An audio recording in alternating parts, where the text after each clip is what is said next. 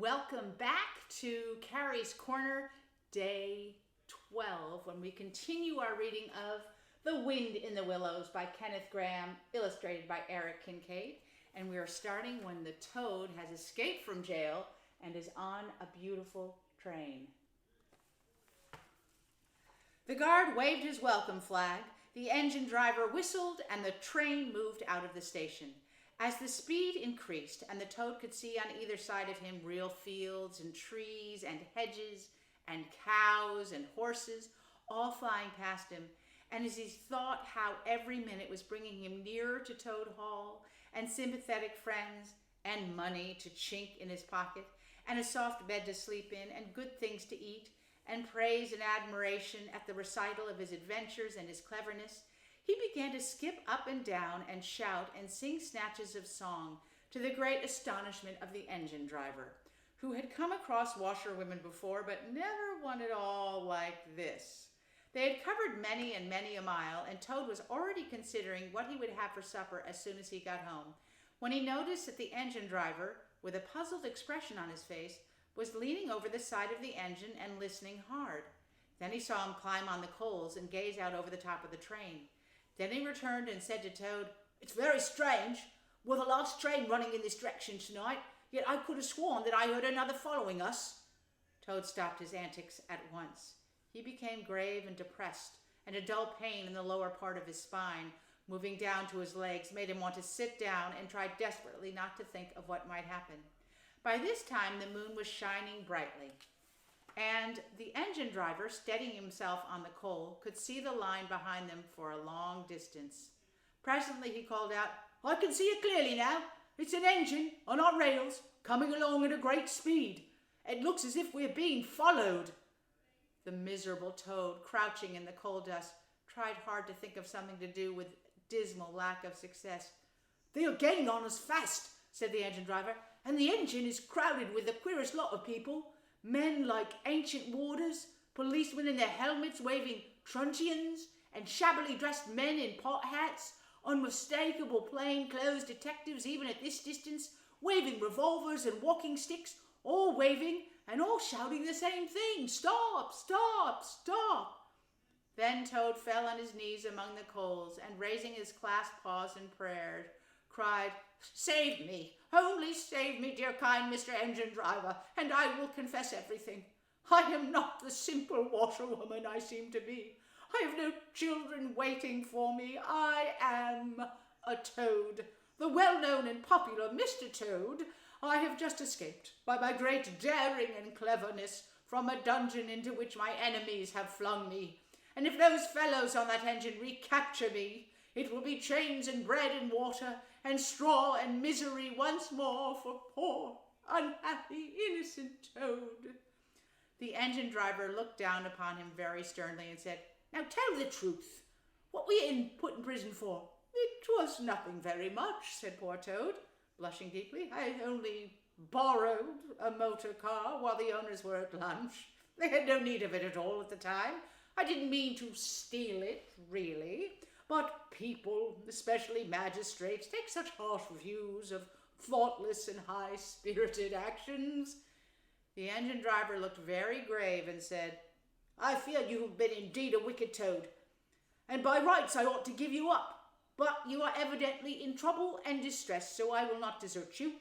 I don't hold with motor cars for one thing, and I don't hold with being ordered about by policemen when I'm on my own engine for another. And the sight of an animal in tears always makes me feel soft-hearted. So cheer up, Toad. I'll do my best, and we may beat them yet." They piled on more coals, shoving furiously. The furnace roared, the sparks flew, the engine leapt and swung, but still the other engine slowly gained.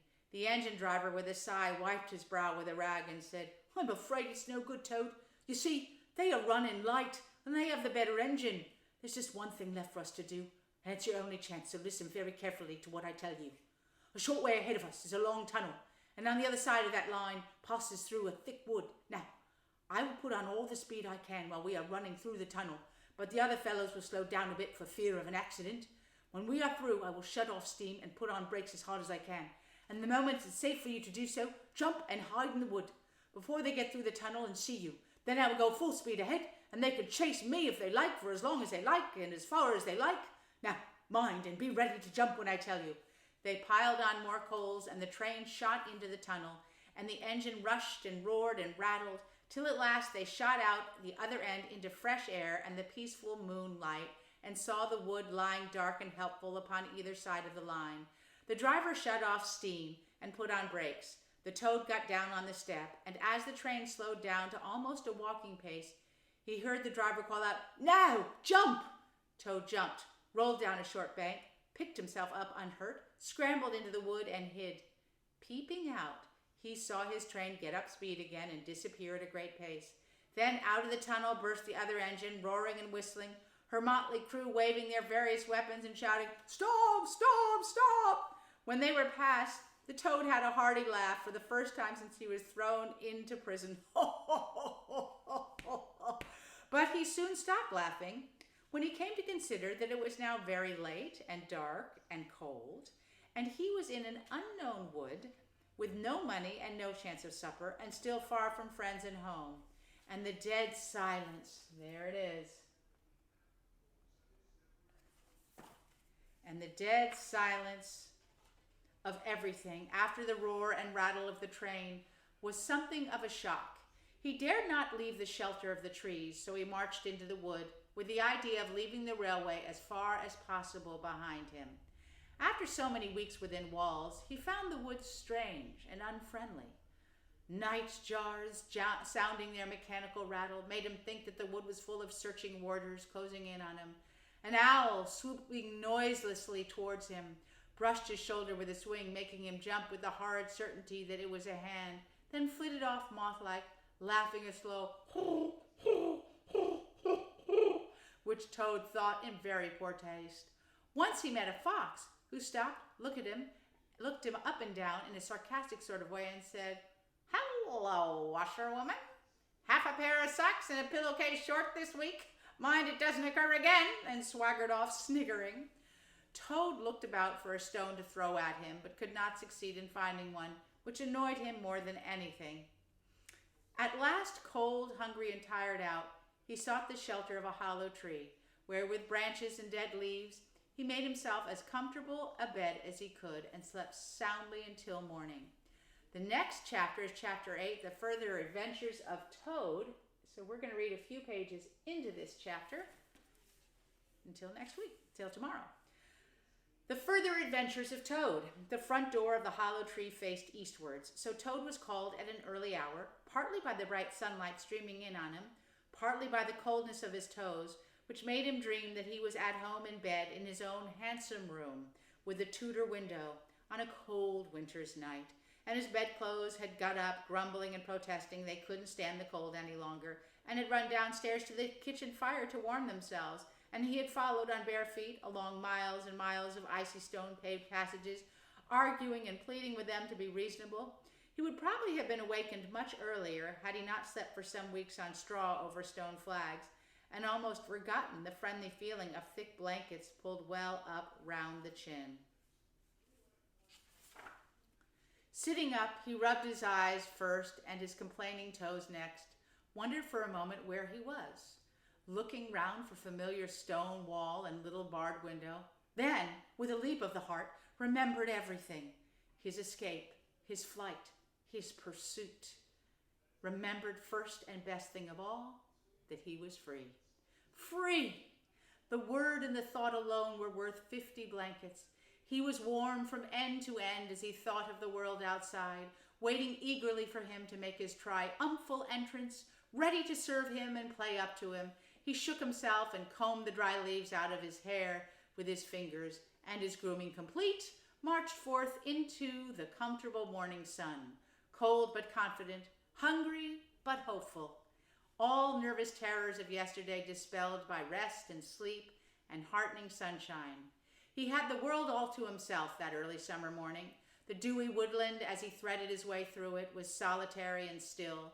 The green fields that succeeded the trees were his own to do as he liked with. The road itself, when he reached it in that loneliness that was everywhere, seemed like a stray dog, to be looking for company. Toad, however, was looking for something that could talk, and tell him directly which way he ought to go. It was all very well when you have a light heart and a clear conscience and money in your pocket and nobody scouring the country for you to drag you off to prison again, to follow where the road beckons and points, not caring where. The practical toad cared very much indeed, and he could have kicked the road for its helpless silence when every minute was of importance to him. The road was presently joined by a canal, which ambled along by its side. Round a bend in the canal came plodding a solitary horse, stooping forward as if in anxious thought. From rope traces attached to his collar stretched a long line taut, but dipping with his stride, the further part of it dripping pearly drops. Toad let the horse pass, and stood waiting for what the fates were sending him. With a pleasant swirl of quiet water at its blunt bow, the barge slid up alongside him, its gaily painted gunwale level with the towing path. Its sole occupant, a big, stout woman, wearing a linen sunbonnet, one brawny arm laid along the tiller. "A nice morning, ma'am," she remarked to Toad as she drew up level with him. "I dare say it is, ma'am," responded Toad politely as he walked along the towpath abreast of her. "I dare say it is a nice morning to them that's not in sore trouble like what I am. Here's my married daughter. She sends off to me post-haste to come to her at once, so off I comes, not knowing what may be happening or going to happen, but fearing the worst. Is this... Oh, no, this is all Toad. Okay, I thought that might be the barge woman.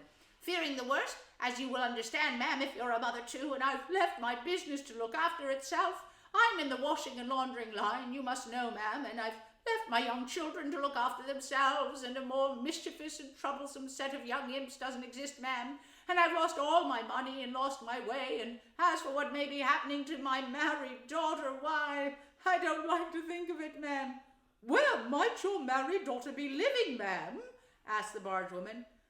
"She lives near the river, ma'am," replied Toad, "close to a fine house called Toad Hall. That's somewheres hereabouts in these parts. Perhaps you may have heard of it." "Toad Hall? Why, I'm going that way myself," replied the barge woman. "This canal joins the river some miles further on, a little above Toad Hall, and then it's an easy walk. You come along in the barge with me, and I'll give you a lift." And that is where we stop today's reading. Stay tuned tomorrow for part, I think 13, I can't remember now, of Carrie's Corner, where we continue with The Wind in the Willows by Kenneth Grahame, illustrated by Eric Kincaid, and listened to by our friend Frog. See you tomorrow. Have fun with the rest of the day. Hope you get all your homework done, and maybe draw a picture and read a book, and maybe read a book aloud and play a character, and just anything that you do that you enjoy and relax with. Thanks a lot. See you tomorrow. Bye-bye.